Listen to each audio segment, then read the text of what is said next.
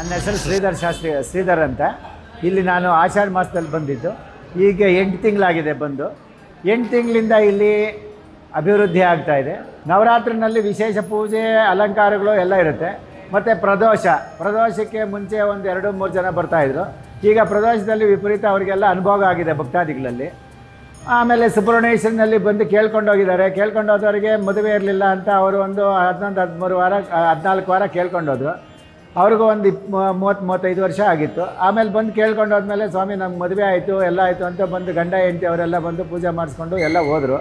ಹೋದಾದ್ಮೇಲೆ ಇಲ್ಲಿ ಒಂದೊಂದೊಂದೇ ಈಗ ಈಶ್ವರನಿಗೆ ಬೇಕಾದಷ್ಟು ಅಭಿಷೇಕ ಅದೆಲ್ಲ ಬರ್ತಾಯಿದೆ. ಈಶ್ವರನಲ್ಲಿ ಏನಪ್ಪ ಅಂದರೆ ಬೇಕಾದಷ್ಟು ಶಕ್ತಿ ಇದೆ. ಇಲ್ಲಿ ಯಾರು ಏನು ಬಂದು ಕೇಳ್ಕೊಂಡ್ರು ಅವನು ನೆರವೇರಿಸಂತಹ ಇದು ಕೊಡ್ತಾನೆ ಅವನು. ಈ ದೇವಸ್ಥಾನದಲ್ಲಿ ಅಷ್ಟೊಂದು ಇದಿದೆ, ಬಲ ಇದೆ. ಮತ್ತು ಈ ಶಿವರಾತ್ರಿನಲ್ಲಿ ಬೇಕಾದಷ್ಟು ಅಲಂಕಾರಗಳು ಅವು ಇವು ನಡೀತಾ ಇರುತ್ತೆ. ಭಕ್ತಾದಿಗಳು ಅದೇ ಅನ್ನದಾನ ಎಲ್ಲ ಮಾಡ್ತಾಯಿದ್ದಾರೆ.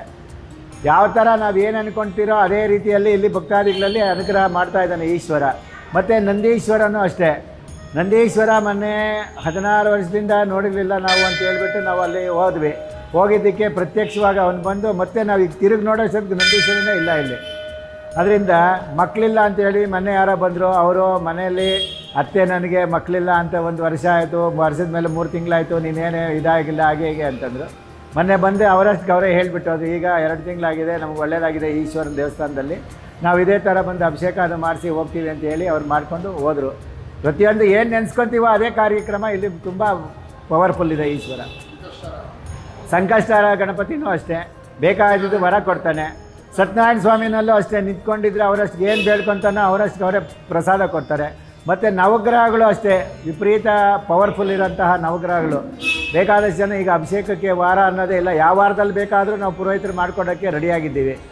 ಯಾವ ದೇವಸ್ಥಾನಕ್ಕೆ ಬಂದು ಯಾವ ಟೈಮ್ ಬಂದು ಕೇಳಿದ್ರು ಅವ್ರಿಗೆ.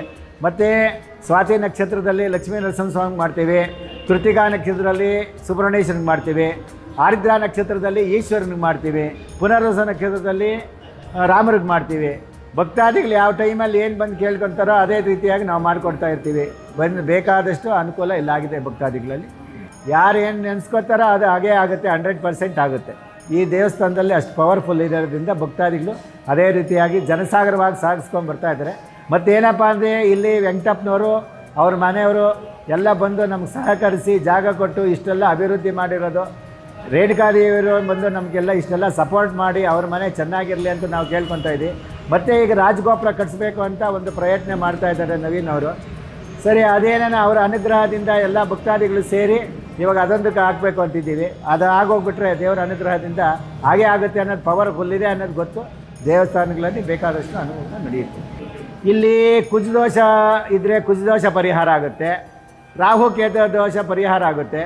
ಮತ್ತು ಶುಕ್ರನಲ್ಲಿ ಏನನ್ನ ಮದುವೆಯಲ್ಲಿ ಏನನ್ನ ಅಡಚಣೆ ಆದೆ ಅಂದರೆ 21 ವಾರ ನೀವು ಬಂದು ಶುಕ್ರನಿಗೆ ಪೂಜೆ ಮಾಡಿಸ್ಕೊಂಡೋಗಿ ಅಂತ ಹೇಳಿದ್ರೆ ಆ 21 ವಾರ ಮಾಡಿಸೋದಕ್ಕೆ ಅವ್ರಿಗೆ ಮದುವೆ ಸೆಟ್ ಆಗುತ್ತೆ ಸರ್.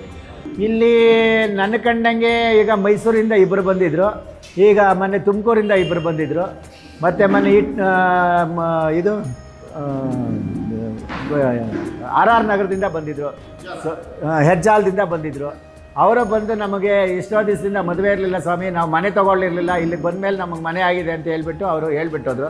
ಮತ್ತು ಇಲ್ಲಿ ಬಂದು ಕೇಳ್ಕೊಂಡಿದ್ದವರು ಎಜುಕೇಷನ್ ಬಗ್ಗೆನೂ ಕೇಳ್ಕೊಂಡ್ರು. ಅವ್ರು ಇವಾಗ ಇಟಲಿನಲ್ಲಿ ಅವ್ರಿಗೆ ಇದು ಸಿಕ್ಕಿದೆ ಸೀಟು, ಅಲ್ಲಿ ಓದೋಕ್ಕೆ ಹೋಗಿದ್ದಾರೆ. ಬೇಕಾದಷ್ಟು ದೀಪಗಳು ಹಚ್ಚಿ ಎಲ್ಲ ಮಾಡಿದೆ. ಅಂದರೆ ಈಗ ಅಷ್ಟಮಿ ಏನನ್ನ ಇದು ಕಾಲಭೈರೇಶ್ವರಿಗೆ 8 ಅಷ್ಟಮಿ ಹಚ್ಚಿದ್ರೆ ಅವ್ರು ನಿಜವಾಗಿ ಅವ್ರ ಇದು ನೆರವೇರುತ್ತೆ ಸರ್. ನೆನ್ನೆ ಯಾರೋ ಒಬ್ಬರು ಸ್ಕೂಲಿಗೆ ಸೇರಿಸ್ಬೇಕು ಮಕ್ಕಳಿಗೆ ಅಂತ ಹೇಳಿಬಿಟ್ಟು ಬಂದರು. ಸರಸ್ವತಿಗೂ ಮತ್ತು ಬ್ರಹ್ಮನಿಗೆ ನೆನ್ನೆ ಅಭಿಷೇಕ ಆಯಿತು. ಅವರು ನಾವು ಯಾವತ್ತೂ ನೋಡಿರಲಿಲ್ಲ ಬ್ರಹ್ಮನಿಗೆ ಅಭಿಷೇಕ ಆಗಿದ್ದು ಸರಸ್ವತಿಗಾಗಿದ್ದು. ನಾವು ಬಂದು ಫಸ್ಟ್ ಅವ್ರ ಅನುಗ್ರಹ ಬೇಕು ಅಂತ ಕೇಳಿಕೊಂಡು ಮೊಮ್ಮಕ್ಕಳು ಅವ್ರಿಗೂ ಒಂದು 80-85 ವರ್ಷ ಆಗಿದೆ. ಇಬ್ಬರಿಗೂ ಹಿರಿಯರು ಬಂದು ನೆನ್ನೆ ಪೂಜೆ ಮಾಡಿಸ್ಕೊಂಡು ಅವರು ಆಶೀರ್ವಾದ ತೊಗೊಂಡೋದ್ರು.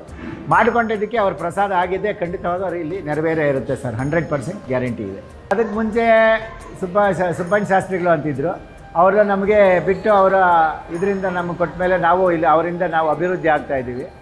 ಅವ್ರನ್ನ ಯಾವ ಕಾರಣಕ್ಕೂ ನಾವು ಮರೆಯೋಕ್ಕೆ ಸಾಧ್ಯವೇ ಇಲ್ಲ. ಯಾಕೆ ಅಂದರೆ ಅವರಿಂದ ನಾವು ಇವತ್ತು ಈ ಮಟ್ಟಕ್ಕೆ ಬರಬೇಕು ಅಂದರೆ ಪ್ರತಿಯೊಂದು ದೇವಸ್ಥಾನ ಎಲ್ಲದರಿಂದನೂ ಅವ್ರು ಅಭಿವೃದ್ಧಿ ಮಾಡೋಗಿರೋದಕ್ಕೇ, ಅವ್ರ ಜಾಗ ಕೊಟ್ಟಿರೋದಕ್ಕೇ ಪಾಪ ನಾವು ಅವ್ರನ್ನ ಯಾವ ಕಾಲಕ್ಕೂ ನಾವು ಮರಿಬಾರ್ದು. ಊಟ ಇಟ್ಟು ಹೋಗಿದ್ದಾರೆ ಅವರು.